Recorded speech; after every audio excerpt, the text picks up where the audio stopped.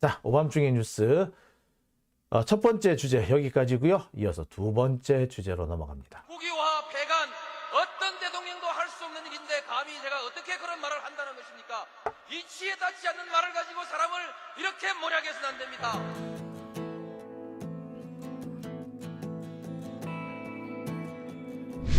기나긴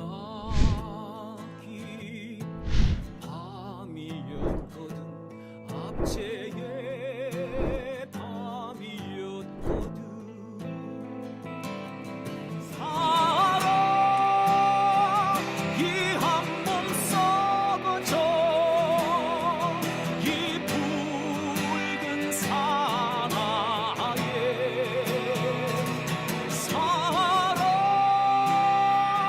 해방의 횃불 아래 걸고 숨이 사나예.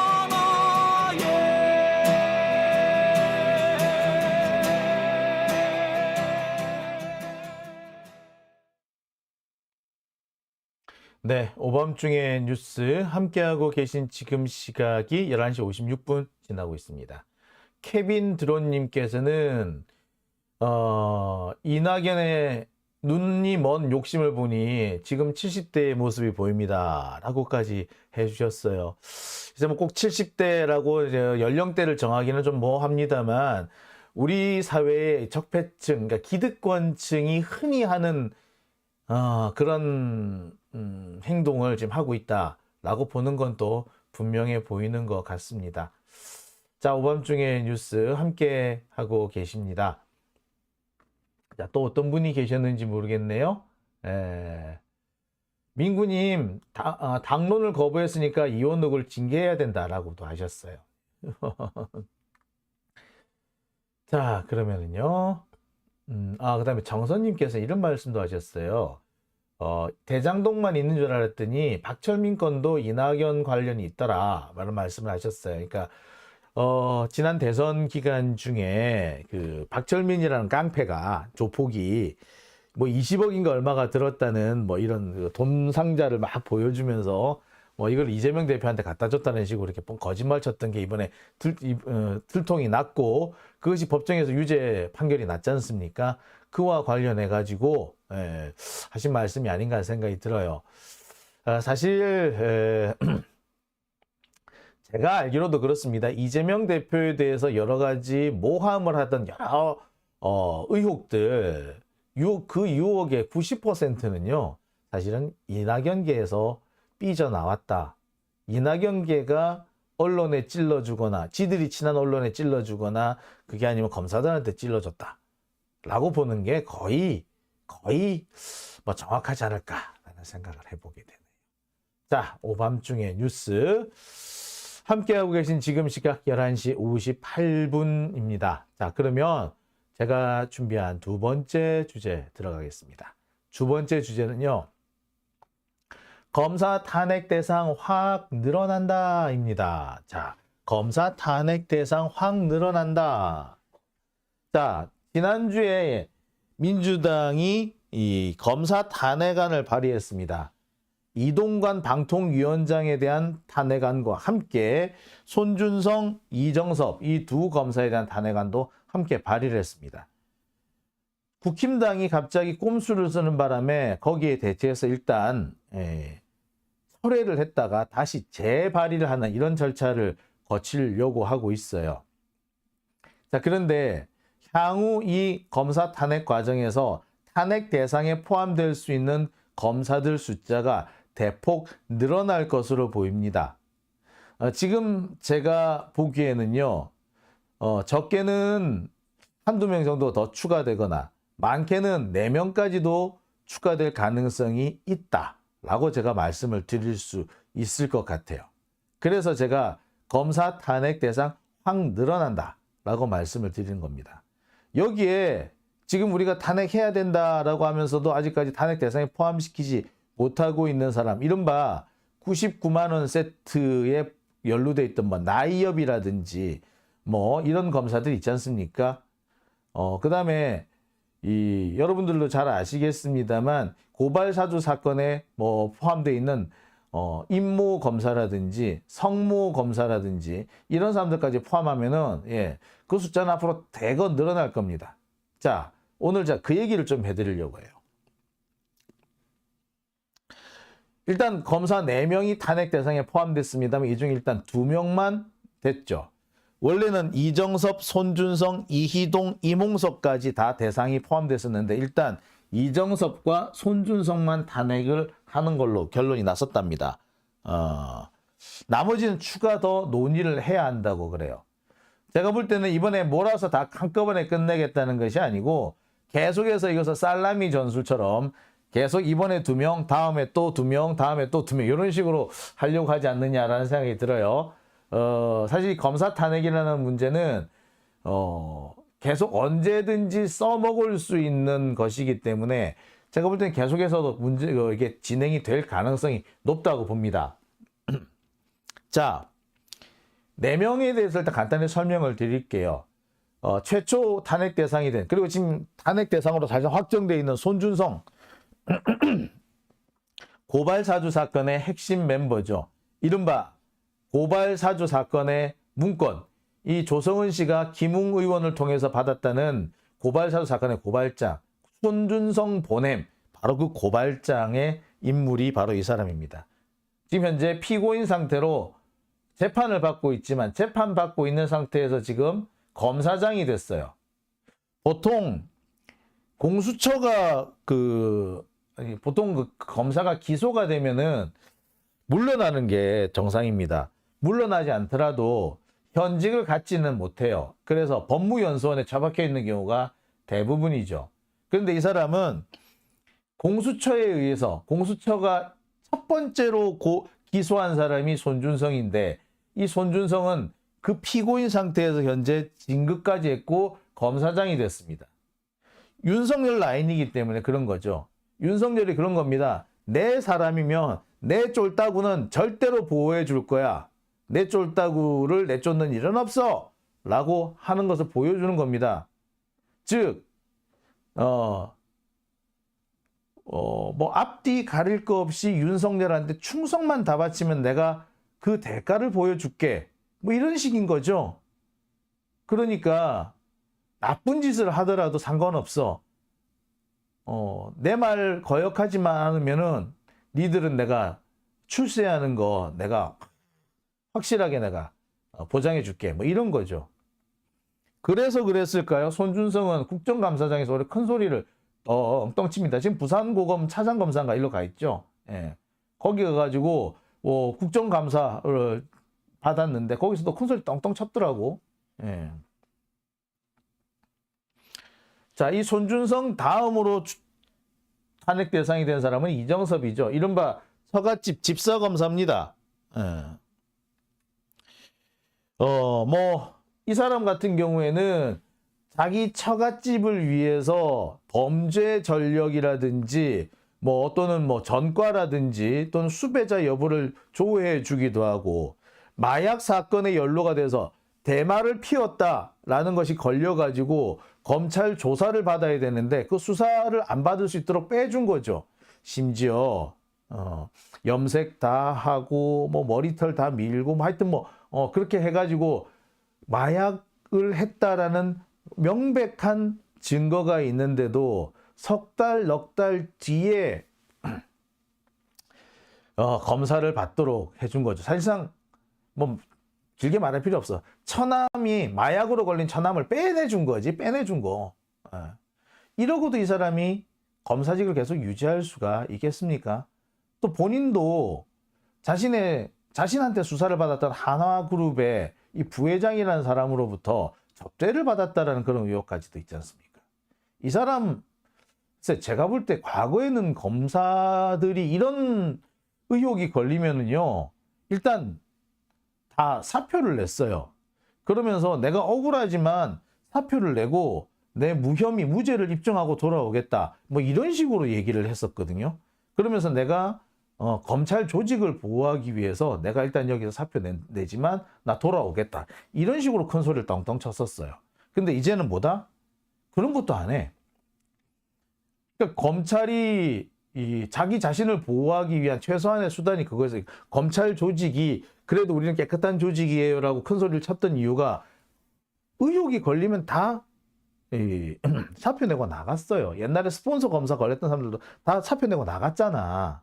다 마찬가지였어요. 그런데 얘는 뻔뻔스럽게 계속 그 자리를 유지하고 있는 겁니다. 그죠? 정말 뻔뻔스럽게 그지없어요. 근데 이 이정섭을 탄핵을 하려고 그러니까 이재명 수사를 해서 탄핵한다는 식으로 이렇게 어거지를 쓰고 있죠. 아니, 천안 마약 혐의 빼준 거, 마약 걸린 거, 천안에 마약 혐의 빼준 거, 그게 이재명하고 무슨 상관이 있는데? 예? 아니, 이재명 같은 사람을 수사를 했으면 자기는 자기 주변을 더 철저하게 해야 되는 거 아니야? 근데 지는 내로남불이잖아. 이게 내로남불, 처갓집 내로남불 검사 아니야. 근데 어떻게? 자, 이처럼 지금 검찰은 최소한의 자정 능력을 상실한 집단이죠. 외부에서 탄핵을 하는 수밖에 없습니다. 자, 이번에 탄핵 대상으로 확정되진 않았지만 그래도 탄핵될 가능성이 상당히 높은 사람 중에 이몽석 검사라고 있습니다. 이 이몽석 검사는 여기 있는 거죠. 한동훈 직계 라인 중에 한 사람이었어요.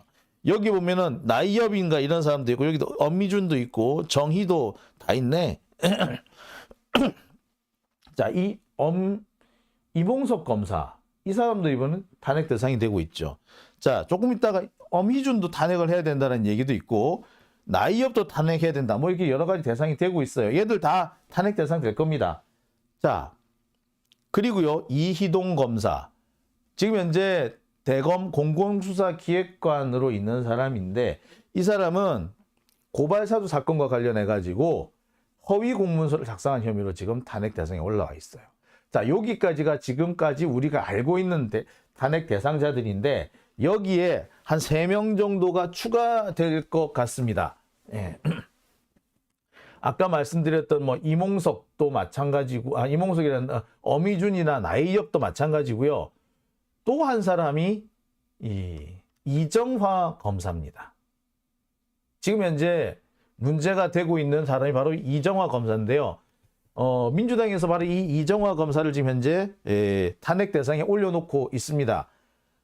진짜 탄핵 소추가 들어갈 것인지 언제 들어갈 것인지는 조금 두고 봐야 되겠습니다만 일단 탄핵 대상에 포함된 것만은 확실해요. 이 사람은 왜 탄핵 대상이 됐느냐? 이 사람은 김건희 호위무사야. 김건희 오빠 김지성 씨인가? 이 사람에 대한 압수수색 영장을 기각시켜버렸던 바로 그 검사가 이정화입니다. 그러니까 그리고 그 대가로 초고속 승진을 했어요. 이 검사는요, 2020년에는 윤석열 징계 사건을 방해했던 사람입니다. 당시 추미애 장관이 윤석열에 대한 징계를 추진하니까 지가 이 윤석열 징계 과정을 반대를 했고 반대하는 막 이런 얘기들을 막 서류를 냈대. 그런데 그 부분이 빠졌다면서 추미애 장관이 뭐 검사징계법을 위반했다는 이런 개소리를 떠들었던 사람이에요. 그때 이 이정화 검사가 맡았다는 부분이 어느 부분이었냐 하면 검사 사찰 문건 부분이었습니다. 사실 검사 사찰 문건 이거는 검사들이 판사, 주요 사건의 판사가 어떤 사람이며 뭐 친인척이 누가 있으며 뭐 이런 얘기가 자세히 들어있는 그런 내용이지 않습니까? 그게 판사 사찰 문건이에요. 이 판사 사찰 문건 법원에서는 이 판사 사찰 문건이야말로 가장 확실한 징계 대상이라고 판단을 내렸습니다. 그런데 이 이정화는 뭐라고 했다? 판사 사찰 문건은 징계 대상이 안 된다라는 의견서를 냈어요. 그랬는데 자신이 낸 의견서는 무시하고 징계를 추진했다라고 하면서 추미애가 법을 어겼다라고 억지를 부린 자야. 또라이지. 법을 윤석열을 위해서 갖다 그러니까 윤석열을 지켜야 한다. 윤석열 쉴드 치기를 위해서 법을 자기 마음대로 끼워 맞추는 이른바 법기술자인 거죠.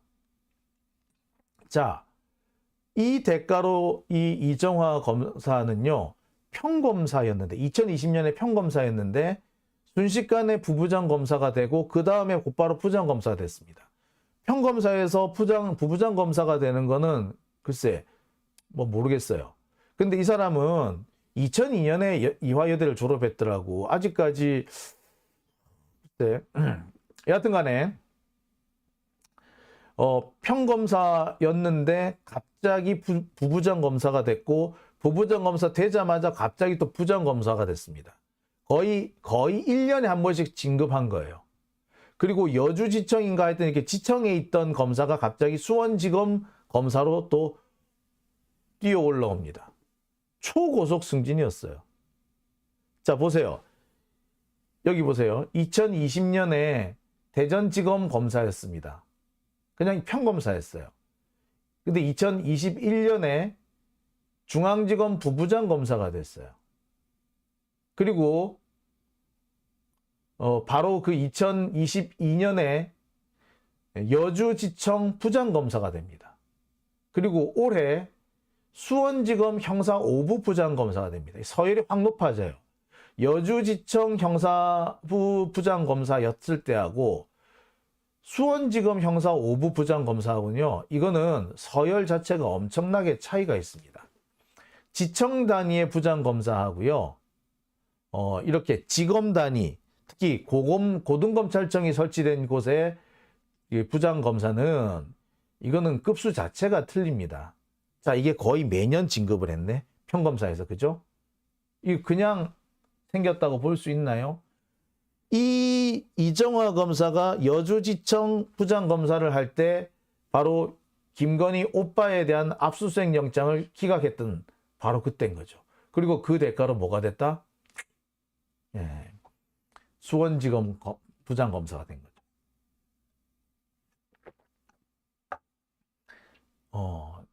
최소한의 염치나 부끄러움, 도덕성 이런 걸 못 갖춘 자죠. 사람이 충성한 것도 아니고, 사람의 가족, 검사의 가족에게 충성해줬다니, 대통령 가족, 영부인 가족한테 충성을 한 대가로 이렇게 진급한 겁니다. 사람에 충성한 게 아니라 말 그대로 권력에 충성을 한 거죠. 그래 놓고 이렇게 대가를 톡톡히 받아낸 겁니다. 이런 검사 그대로 둬도 되나요? 자, 또 있습니다. 김영철 대검 반부패 1과장이라는 사람입니다. 이 사람은요, 김건희와 관련된 사건을 연달아서 무혐의 처리했던 사람입니다. 코바나 컨텐츠 협찬 의혹. 왜 윤석열이 중앙지검장 되고 검찰총장 되고 이러니까 갑자기 코바나 컨텐츠에 막 협찬이 막 몰려들었잖아. 그게 과연 정상인가? 그게 뇌물이 아니냐라고 의심할 수 많이 받았지 않습니까? 근데 그걸 전부 다 무혐의 처리했던 자가 이자예요. 도이치모터스 주가 저가 매수 의혹. 이 같은 경우는 그러니까 김건희가 도이치모터스 가지고 주가 조작도 했지만 도이치모터스 주식을 저가에 구매한 적이 있습니다. 이게 시장 가치보다 훨씬 적게 낮은 가격으로 주식을 매수했다는 건 뭐예요? 그 가격 차이만큼 뇌물을 받은 거라고 볼 수 있죠. 바로 이 뇌물 의혹인데 이것도 무혐의로 처리를 해버렸습니다. 다 이 인간이 했어. 그 다음에 윤석열과 김건희가 살고 있던 이 아크로비스타, 이 아크로비스타가 알고 봤더니 원래 삼성전자가 가지고 있던 거라고 하잖아요. 근데 삼성전자가 전세권을 설정해 주는데 이 과정이 뭔가 조금 개운치 않았습니다. 좀 석연찮은 대목이 많았어요. 자, 그와 관련해 가지고 의혹이 또 제기됐고 이 사건에 대해서도 이 김영철 검사가 수사를 했어요. 근데 이거 다 무혐의 처리했죠. 예, 윤석열을 위해서 무혐의를 해준 사람입니다. 자, 이들을 과연 그대로 놔둬도 될까요? 예, 이들도 다 그 탄핵 대상에 포함이 됩니다. 특히 김영철 검사는요, 알고 봤더니 한동훈하고도 꽤 가까운 사람인 것 같아. 박영수 특검, 그러니까 국정농단 특검에서 근무한 경력도 있더라고. 그러니까 아마 윤석열을 위해서 그렇게 엄청난 짓을 해주지 않았나. 김건희 관련된 의혹을 전부 다 칸칸이 판판이 다 무혐의 처리를 해주지 않았냐는 생각이 들죠. 자, 이런 자 역시도 당연히 처벌을 받아야 되지 않겠습니까? 이런 자들이 처벌을 받지 않고 계속 승승장구한다면 앞으로 검사들은 계속 이런 짓을 할 거예요. 권력과 가진 자, 특히 자기 검찰 선배들의 이 비리를 숨겨주고 덮어주는 거를 아무렇지 않게 생각할 겁니다. 당연히 하는 걸로 생각하는 거지. 그게 어떻게 보자면 우리 검찰 가족끼리 서로 뭐 좋은 게 좋은 거고 서로 돕고 사는 거지 뭐 요렇게 생각할 수가 있단 말이에요. 그죠? 그런 게 쌓이면은 검사는 무슨 사고를 쳐도 처벌받지 않는다 라는 그런 관행이 되게 되고 결국에는 검사가 특권 계급이 되는 겁니다. 이런 악습을 막기 위해서 당연히 탄핵이라는 걸 해야 되겠죠. 예. 일단 탄핵하고요. 그 다음에 특검을 가는 겁니다. 원래 탄핵 제도를 왜 쓰느냐 하면요. 고위층인 경우, 고위 권력자인 경우 그 권력을 그대로 직위를 유지한 상태에서 수사를 받으면 수사가 제대로 되지 않을 가능성이 있지 않습니까? 그래서 어떻게 합니까? 그 직책을 벗어난 상태에서 수사를 받게 해요. 그런데 최근 들어서는 그렇게 안 하는 경우도 제법 늘었죠. 특히 검사들이 버팅깁니다. 자, 그럴 때, 그 고위층이 그 직위를 내려놓도록 강제하는 방법이 바로 이 탄핵인 거예요. 그래서 탄핵부터 먼저 하고 난 다음에, 이 특검으로 가야 되는 겁니다. 특검이든 뭐 공수처든 가는 거예요. 솔직히 말씀드리면, 우리 지난번에 그 사법농단 때도 그렇습니다. 사법농단 때 제가 그런 얘기를 했었어요.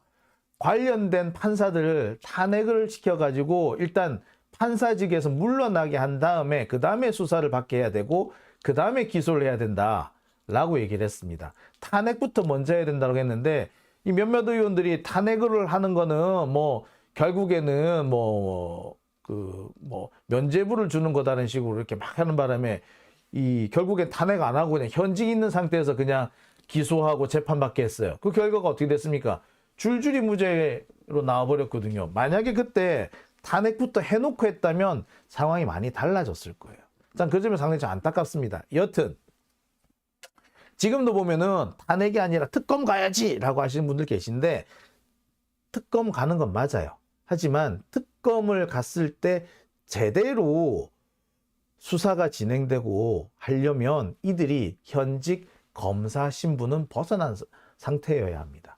그러기 위해서 사실 제일 좋은 거는 얘들이 스스로 물러나는 거고 그게 아니면 검사들이 이렇게 직무 배제라든지 이런 걸 해줘야 정상인데 그걸 안 해주니까 뭐 탄핵을 시켜서 검사 직책을 베껴놓고 그 다음에 뭐 특검을 가든 공수처를 가든 가야 된다는 거예요.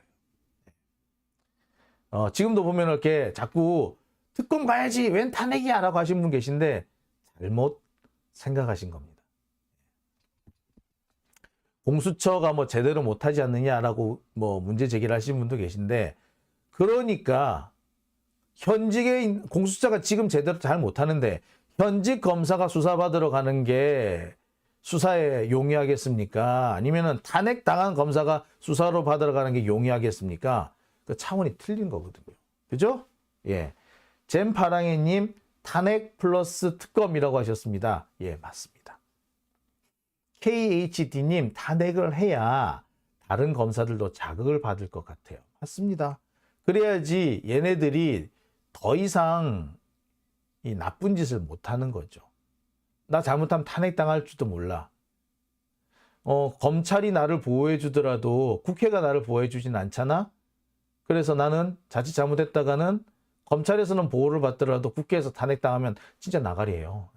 탄핵당하잖아요. 그러면 5년 동안 공직에 취임을 못하고요. 그리고 장기간 변호사 등록도 못해요.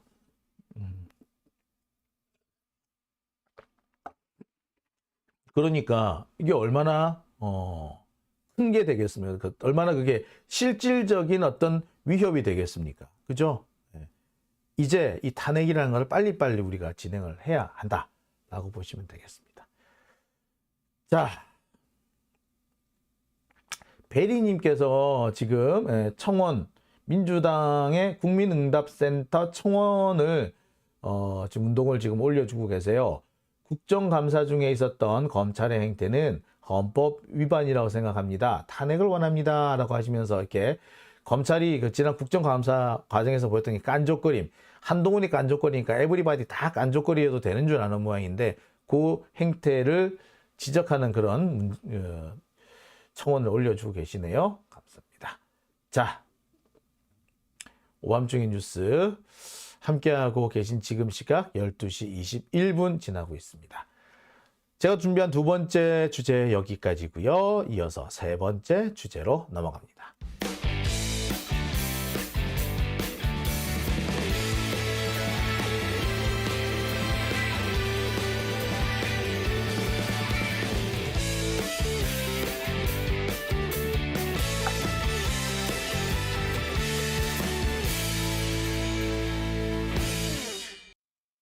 네, 오밤중의 뉴스 함께하고